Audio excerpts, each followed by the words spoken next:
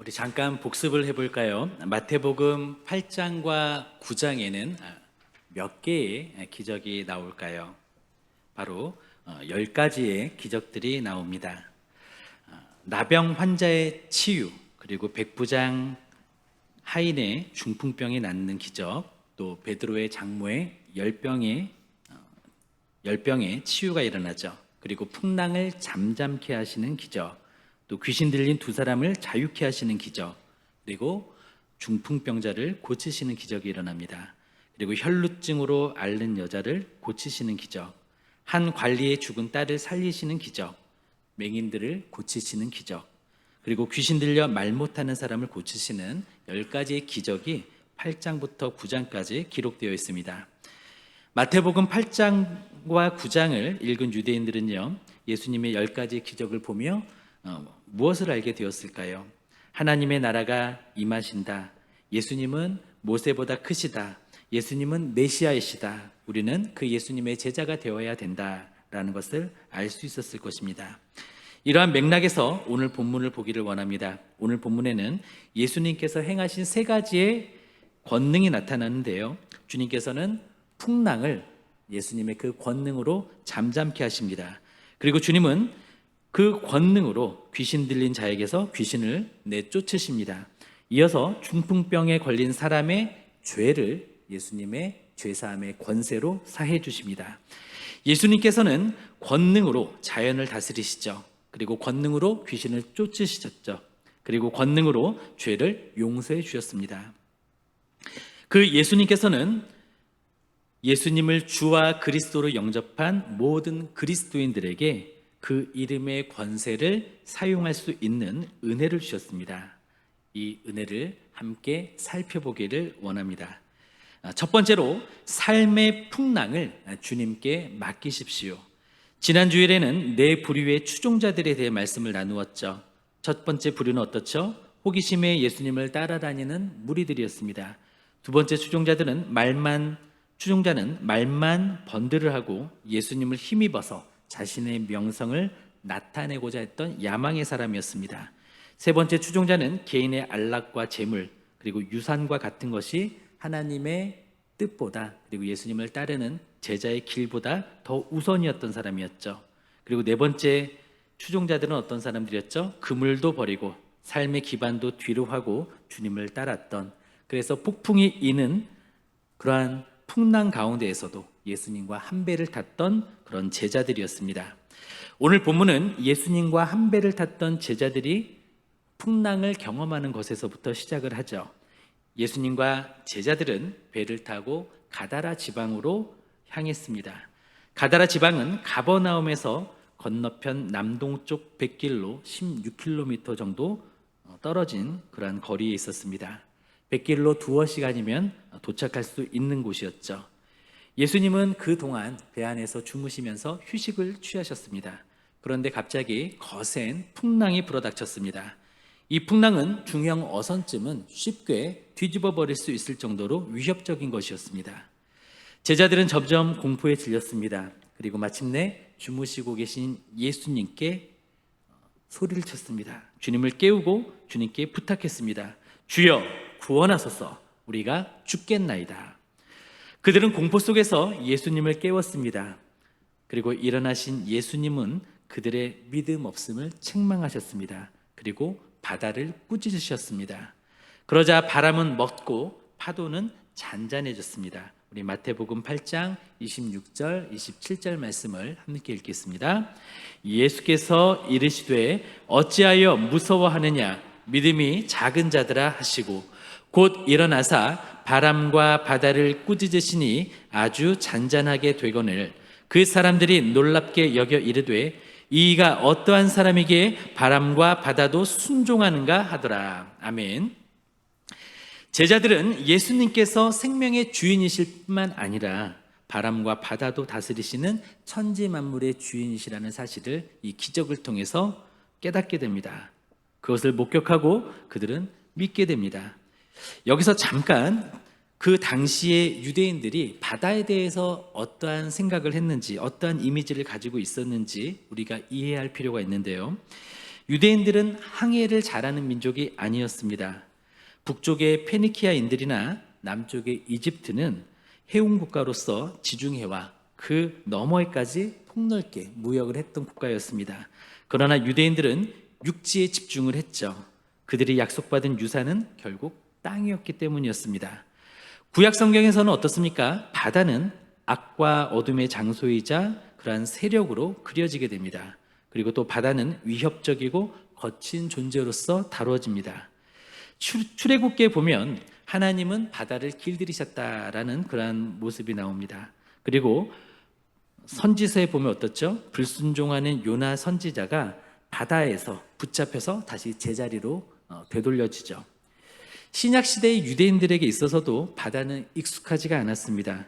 그래서 우리가 지금 살펴보고 있는 마태복음이나 마가복음 그리고 요한복음에 보면 종종 갈릴리 해변, 갈릴리 바다라는 표현이 나옵니다. 그런데 실상 갈릴리 바다는 무엇입니까? 바다가 아니라 호수입니다.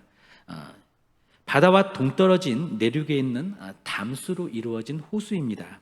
이 호수는 크기가 어느 정도냐면 우리 일산 동구 그리고 일산 서구를 합친 것보다 약 1.6배가 더 큽니다. 아주 큰 호수죠. 그렇다고 해서 그것은 바다는 아닙니다. 유대인들은 이 큰 호수를 바다로 여길 정도로 바다에 대한 이해도가 낮았습니다. 그들에게 바다는 혼돈의 세력, 리워야단과 무서운 괴물들의 처소로 이해되었습니다. 마태복음은 그들의 눈높이에 맞추어서 말씀을 기록하고 있다는 것, 우리가 이것을 유념해야 합니다. 그리고 24절에 보니까 바다에 큰 놀이 일어나 배가 물결에 덮이게 되었다라고 기록하고 있습니다. 여기서 큰 놀, 이것의 원어는 세이스모스라고 하는데요. 이것은 지진을 의미합니다. 이것을 의역하면 어떤 힘 있는 세력이 잔잔한 호수를 갑작스럽게 휘저어 광포하게 하였다. 이런 의미입니다. 예수님은 이 혼돈의 세력들에 대해 하나님의 권능을 행사하십니다. 그래서 26절에 보면 바람과 바다에게 명하셨다 이런 표현을 쓰지 않으셨죠. 어떤 표현을 쓰셨죠? 바람과 바다를 꾸짖으셨다 이렇게 표현을 합니다. 예수님은 바람과 바다, 자연도 다스리시는 권능의 주님이십니다. 예수님은 혼돈과 악한 세력도 다스리시는 진정한 권세자이십니다. 그러면 주님의 권능과 권세가 우리에게는 어떤 의미가 있을까요? 요한복음 14장에 보면 주님은 우리에게 그 이름과 권세를 사용하도록 허락하셨습니다. 주님의 이름의 권세를 사용하도록 주님께서는 우리에게 약속하셨던 것이죠. 요한복음 14장 12절에서 14절까지는 이렇게 말씀하십니다. 내가 진실로 진실로 너희에게 이르노니 나를 믿는 자는 내가 하는 일을 그도 할 것이요 또한 그보다 큰 일도 하리니 너희가 내 이름으로 무엇을 구하든지 내가 행하리니 이는 아버지로 하여금 아들로 말미암아 영광을 받으시게 하려 함이라. 내 이름으로 무엇이든지 내게 구하면 내가 행하리라. 아멘. 주님은 바다와 폭풍도 다스리시는 주님이십니다. 그 주님께서 오늘날 우리에게 그 이름의 권세를 사용하게 하셨습니다. 우리가 만나는 풍랑에 대해서 우리는 그 권능의 이름을 사용할 수가 있습니다. 우리 성도님들 가운데 삶의 풍랑, 삶의 고난 가운데 있으십니까? 그렇다면 그 이름의 권세를 사용하십시오. 경제적인 풍랑으로 생활이 가라앉는 것 같은 두려움에 있습니까? 그 이름의 권세를 사용하십시오. 가정에 들이닥친 풍랑으로 파탄의 위기 가운데 있으십니까? 그 이름의 권세를 사용하십시오. 자녀의 일탈로 인생이 침몰하는 것 같은 그런 두려움이 있습니까? 주님의 이름의 권세를 사용하십시오. 육신의 풍랑을 맞아서 마치 내 육체가 소멸할 것 같은, 내 생명이 소멸할 것 같은 두려움이 있으십니까? 그렇다면 권능의 그 이름으로 선포하시기를 바랍니다. 한번 따라해 보실까요? 나사렛 예수 그리스도의 이름으로 명하노니 풍랑아 잠잠하라 고요하라. 아멘. 다시 한번 해보실까요? 나사렛 예수 그리스도의 이름으로 내가 명하노니 풍랑아 잠잠하라 고요하라. 아멘. 두 번째로 탐욕과 중독의 문제를 주님께 맡기십시오. 풍랑을 꾸짖어 잠잠케 하신 예수님은 제자들과 함께 건너편 가다라 지방에 도착하십니다. 잠깐 지리 이야기를 하겠습니다. 팔레스틴 땅에는 6개의 구역이 있었습니다. 5개는 유대인들의 구역이었고, 한 개 지역은 팔레스틴 안에 있었지만 유대법이 적용되지 않는 구역이었습니다. 그곳의 이름은 데가볼리였습니다. 데카, 이것은 10을 의미하고 폴리스는 도시를 의미하죠. 데카폴리스, 즉 데가볼리는 10개가 한 단위로 묶여진 도시, 그 그룹을 뜻합니다. 예수님과 제자들이 도착한 가다라는 데가볼리의 10개의 도시 중 하나였던 것이죠. 가다라에는 유대인들과 로마인들이 섞여서 살고 있었습니다. 이곳은 로마의 색깔이 가장 짙었던 곳이었습니다. 로마의 권력과 또 이 지역의 기득권 세력들이 한 통속이 되어 있었기 때문에 빈부격차도 무척 컸습니다. 그리고 이 지역은 돼지를 치는 지역이었습니다. 돼지는 로마인들에게 있어서는 부의 상징이 되었었는데요, 당시에는 귀족들만이 돼지고기를 먹을 수가 있었습니다. 그리고 이곳의 유대인들은 로마인들에게 이 돼지고기를 팔기 위해서 돼지를 사육했던 것이죠. 그러나 우리가 잘 알듯이 유대인들에게 있어서 돼지는 부정한 짐승이었습니다. 그리고 경멸의 대상이 되었습니다. 예수님과 제자들은 가다라 지역의 끄트머리에 배를 댔습니다. 그리고 주님과 제자들은 배에서 내리자마자 두 사람을 만나는데요, 그 두 사람은 귀신 들린 사람이었습니다.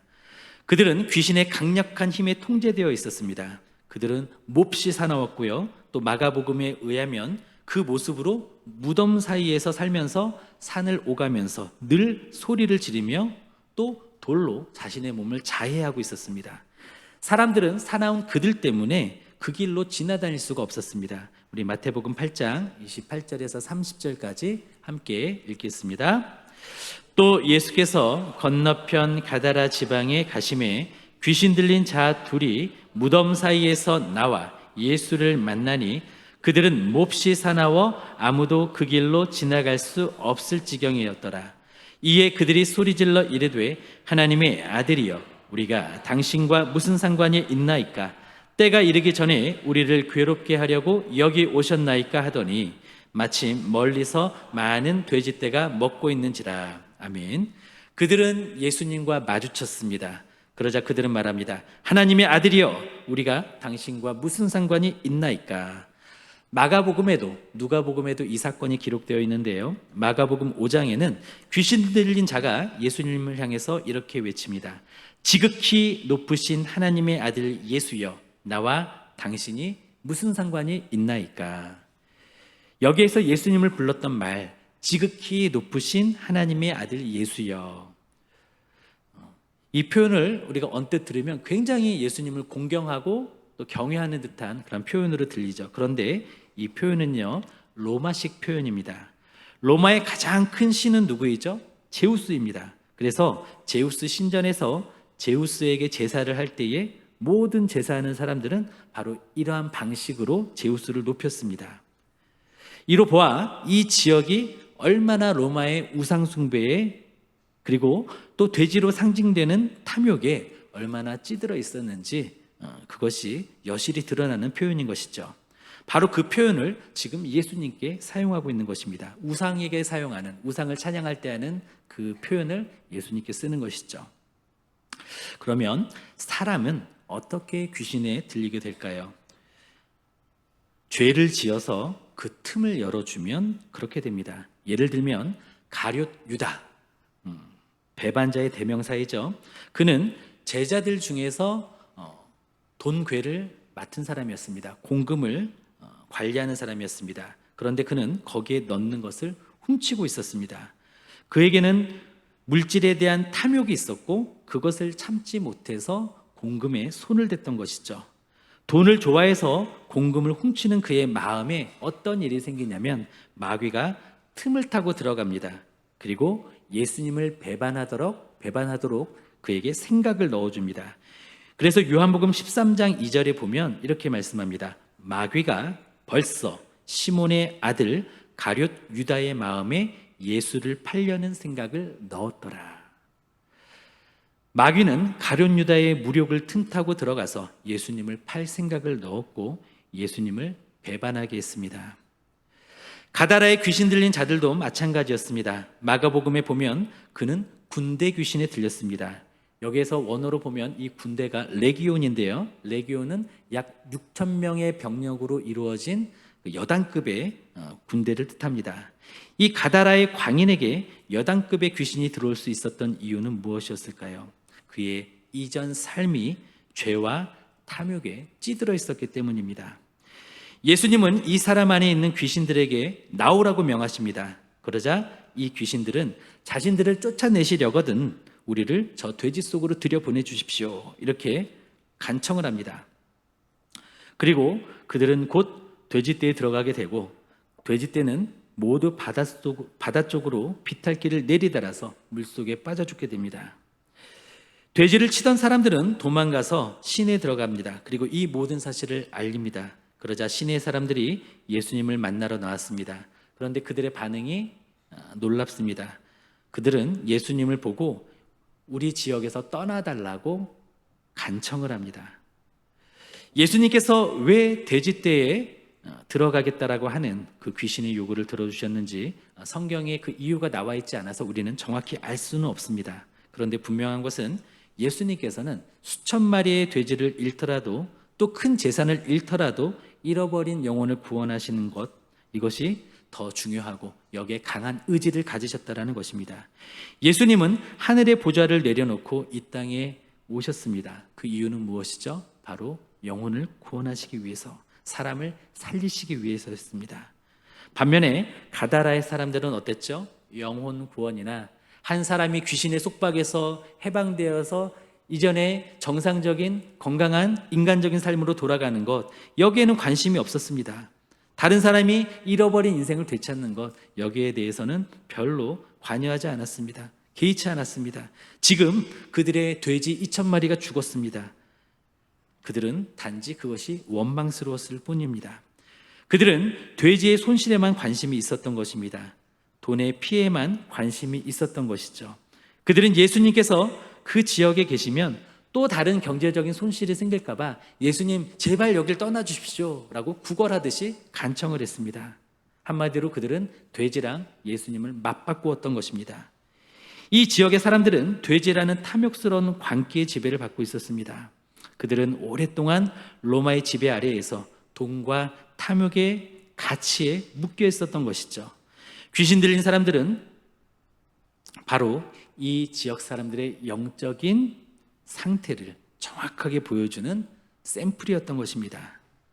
그렇다면 이 시대의 오늘날 이 시대의 귀신은 어떤 모습으로 일을 할까요? 물론 가다라의 귀신 들린 자들처럼 사람의 인격까지 사로잡는 경우도 있습니다. 정신병의 경우도 있지만 귀신에 들리는 사람들은 실제로 존재합니다.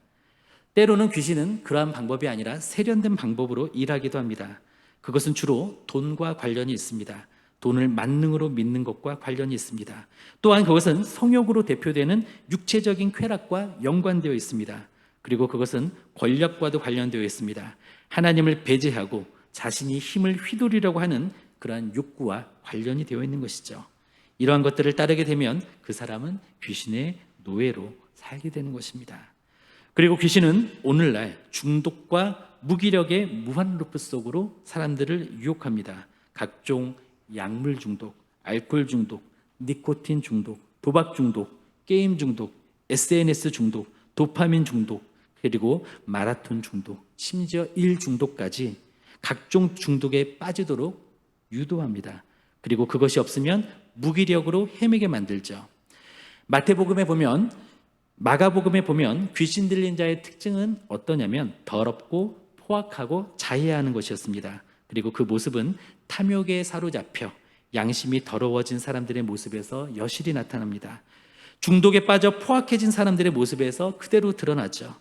자신의 인생을 무력하게 내던지며 자해하는 사람들의 모습에서 그 모습은 여과 없이 나타납니다. 이 시대의 모습은 어떻습니까? 사람보다는 물질, 한 영혼보다는 돈을 더 사랑하고 있죠. 그 결과 사람들은 중요한 가치를 잊었습니다. 그리고 이 세상의 우상들에게 그 마음이 사로잡혀서 살아가고 있습니다. 이들은 직간접적으로 귀신의 영향을 받고 있는 사람들입니다. 이들은 바다 위에서 길을 잃은 사람과 같습니다. 이들의 마음은 돈에 붙었다가 명예에 붙었다가 쾌락에 붙었다가 권력에 붙었다가 합니다. 어디에 닻을 내려야 할지 모른 채 파도에 휩쓸려 정처 없이 떠다니게 되는 것이죠. 어디 그뿐입니까? 세상은 더러운 것을 좋아하고 포악합니다. 서울의 번화가에 가보면 어떻습니까? 주말만 되면 불타는 금요일 이렇게 사람들이 부르죠. 그리고 뭐 합니까? 먹고 마시고 토하는 일을 반복합니다. 그러한 일들도 반복하다가 지겨워지면 자학하고 자해하고 자살까지 하는 일들이 생기는 것이죠. 예수님 밖에 있는 사람들은 독립된 존재들이 아닙니다. 귀신의 지배를 직간접적으로 받는 사람들입니다. 귀신은 이렇게 인간의 욕심과 정욕을 자극해서 한 사람 한 사람을 결국 파멸에 이르도록 합니다. 우리들은 더러운 영들과 인간의 욕망이 뒤범벅이 되어서 나타나는 세상의 우상들을 경계해야 합니다. 더 나아가서 악령의 지배 아래에 있어서 더러운 것을 좋아하고 방황하는 세상에 있는 사람들을 주님께로 인도해야 합니다. 우리가 예수님을 믿으면서도 이러한 모양이 조금이라도 있다면 예수님께서 명령하셨던 그 말씀으로 우리도 선포하기를 원합니다. 또는 우리의 사랑하는 사람들이나 이웃들에게 이러한 모습이 있다면 권능의 그 이름으로 선포하기를 원합니다. 따라해 보실까요? 내가 나사렛 예수 그리스도의 이름으로 명하노니 더러운 귀신아 나오라. 다시 한번 외치겠습니다. 내가 나사렛 예수 그리스도의 이름으로 명하노니 더러운 귀신아 나오라. 아멘. 셋째로 죄책감과 정죄감도 주님께 맡기십시오. 가다라의 돼지치기들은 예수님이 자신들의 터전에서 떠나주기를 간청했습니다. 그들은 예수님이 그들의 일상을 방해하는 것을 싫어했죠. 그들은 하나님의 은혜보다는 부정할지라도 돈이 되는 사업이 더 좋았습니다. 거룩의 기회보다는 더러운 풍요를 유지하기를 원했던 것이죠. 그래서 예수님은 다시 배를 타시고 본 동네인 가버나움으로 가십니다. 그리고 그곳에서도 하나님만이 행하실 수 있는 권능을 나타내십니다. 우리 마태복음 9장 1절 2절 말씀을 함께 읽겠습니다. 예수께서 배에 오르사 건너가 본 동네에 이르시니 침상에 누운 중풍병자를 사람들이 데리고 오거늘 예수께서 그들의 믿음을 보시고 중풍병자에게 이르시되 작은 자야 안심하라 내 죄사함을 받았느니라. 아멘. 오늘은 시간 관계상 중풍병자를 고치신 사건을 상세하게 살펴보지는 않겠습니다. 오늘은 마태복음의 8장 9장에 있는 그 맥락에서 세 가지 기적을 통해 주님께서 나타내신 세 가지 권능에 초점을 맞추겠습니다. 첫 번째는 무엇이었다고요? 풍랑을 다스리시는 권세를 나타내셨죠. 자연을 다스리신다. 두 번째는 악한 영을 다스리시는 권세를 보여주셨습니다. 그리고 세 번째, 지금 읽은 이 본문에서는 바로 죄를 사해 주시는 권세가 예수님께 있습니다. 예수님은 침상에 누운 중풍병자에게 일어나 걸어가라 이렇게 먼저 말씀하시지 않았습니다. 병을 먼저 고쳐주지 않았습니다. 대신 무엇을 먼저 말씀하셨습니까? 작은 자야 안심하라 내 죄사함을 받았느니라. 치유를 말씀하시기 이전에 죄사함을 말씀하셨습니다. 이것은 예수님께는 하나님만 하실 수 있는 죄사함의 권세가 있었기 때문이었습니다. 그렇기 때문에 가능했던 예수님의 선포였죠. 그리고 주님은 이 기적을 통해서 자신의 메시아 되심을 나타내신 것입니다. 한편 죄가 모든 병의 원인이 되는 것은 아닙니다. 그러나 어떤 병은 죄가 원인이 되기도 합니다. 21세기의 C.S. 루이스라고 불리는 톰 라이트는 이 중풍병자의 상태를 냉철하게 분석을 했습니다. 제가 인용해 보겠습니다. 들것에 누워있는 이 중풍병자를 보신 예수님은 단번에 모든 것을 파악하셨다. 이 환자의 마비 현상은 심리적 문제 때문에 몸까지 움직이지 못하게 되었다고 볼 수 있는 경우였다. 이 사람은 자신이 깊이 부끄러워하는 어떤 일을 어쩌면 여럿 저질렀다.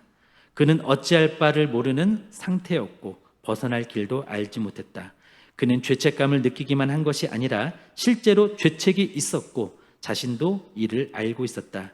그리고 서서히 정죄감이 그를 갉아먹어 아무것도 하지 못하게 만들었다. 그리고 결국에는 아예 몸을 움직이지도 못하게 만들었다. 예수님께서는 이 땅에 왜 오셨습니까? 악의 궁극적인 목적을, 악의 궁극적인 결과를 해결하기 위해 이 땅에 오셨습니다.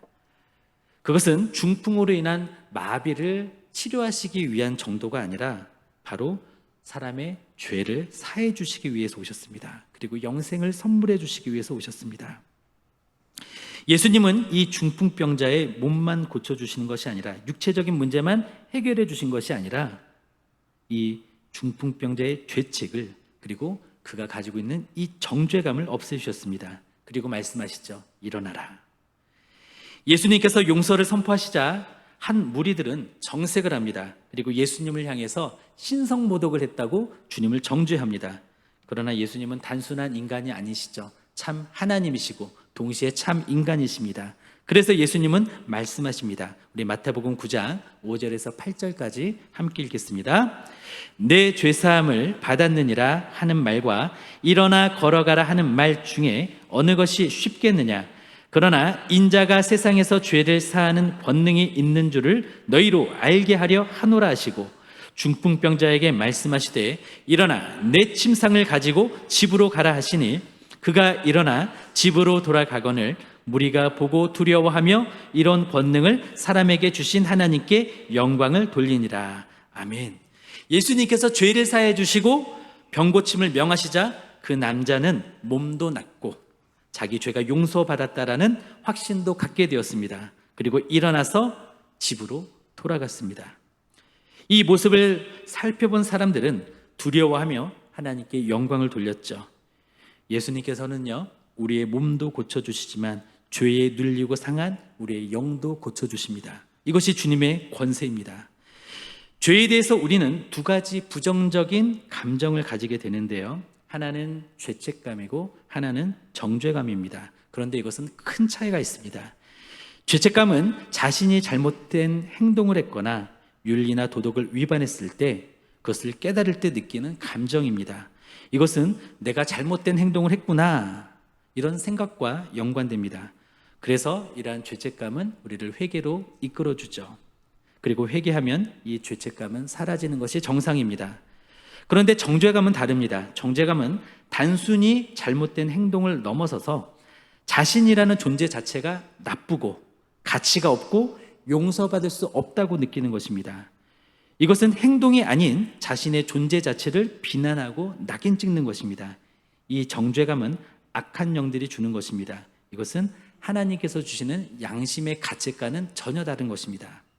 정죄감에 빠진 사람은 이렇게 생각합니다. 나는 나쁜 사람이야. 나는 쓸모없어. 나는 결코 용서받을 수 없을 거야. 이와 같은 생각을 하는 것이죠. 정죄감은 자신의 정체성을 부정적으로 규정하는 것입니다. 그렇기 때문에 정죄감에 빠져 있는 사람은 삶이 무기력해지고 인생은 절망감으로 떨어집니다. 문제를 해결하려는 기대도 사라지고 또 의지도 약해집니다. 오히려 숨거나 회피하게 됩니다. 피폐한 생활을 하면서 점점 자기 혐오에 빠지면서 또 불안감에 떨게 됩니다. 분노와 우울감 사이를 왕래하면서 극단적인 상상을 하다가 극단적인 일을 저지르기도 합니다. 우리에게 이런 모습이 있다면 오늘 본문은 바로 우리를 위한 말씀인 것입니다. 예수님께서는 우리를 용서하시고 용납하십니다. 우리의 죄를 예수님의 피값으로 용서해 주셨고 우리를 있는 그대로 받아주셨다라는 것입니다. 우리가 같은 죄를 70번씩 7번을 짓는다 할지라도 우리가 회개만 한다면 주님은 70번씩 7번씩 그 이상이라도 그 무한이라도 용서해 주시는 분이십니다. 우리는 오늘 예수님께서 지금 나에게 하시는 음성을 듣기를 원합니다. 한번 따라해 보실까요? 안심하라, 내 죄사함을 받았느니라. 다시 한번 예수님께서 하신 말씀을 다시 한번 우리가 외쳐보길 원합니다. 안심하라, 내 죄사함을 받았느니라. 계속할게요. 내 침상을 가지고 집으로 가라. 아멘. 이 시간 함께 기도하기를 원합니다. 삶의 풍랑 속에 있는 성도님들은 권능의 그 이름으로 선포하시기를 바랍니다. 따라해 보십시오. 나사렛 예수 그리스도의 이름으로 명하노니 풍랑아 잠잠하라 고요하라.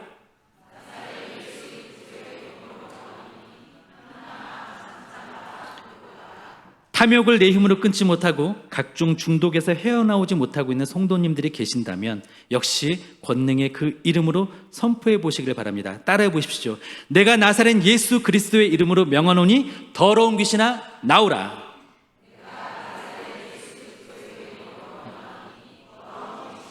아멘.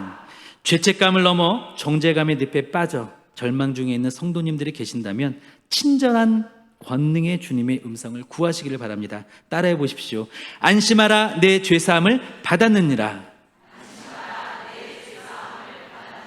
내 침상을 가지고 집으로 가라. 아멘. 찬양하시겠습니다.